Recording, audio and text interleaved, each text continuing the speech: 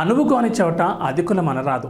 ఈ మాట పెద్దలు ఊరికే చెప్పలేదు. మనం ఎంత తగ్గుంటే అంత మంచిది కాదు అని లేనిపోని గొప్పలకు వెళితే ఇదిగో విష్ణుప్రియ మాదిరి విమర్శలు ఎదుర్కోవాల్సి వస్తుంది.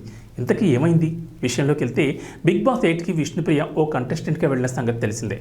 10వ కంటెస్టెంట్గా ఆమె హౌస్లోకి ఎంట్రీ ఇవ్వడం జరిగింది. ఇక హౌస్లోకి వెళ్లే ముందు హోస్ట్ నాగార్జునతో ఆమె నాకు ఎంటర్టైన్మెంట్ లిమిట్లెస్గా కావాలి అంటూ తెలిపింది.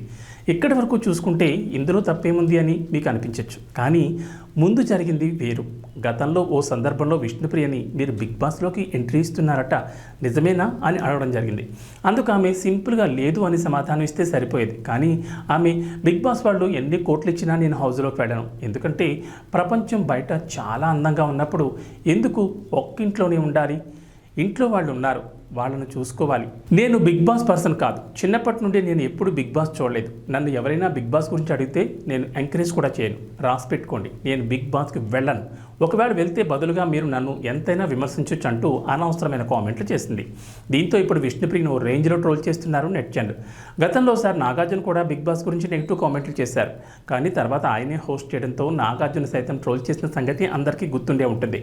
కాబట్టి విష్ణుప్రియ నెటిజన్లకి ఓ లెక్క.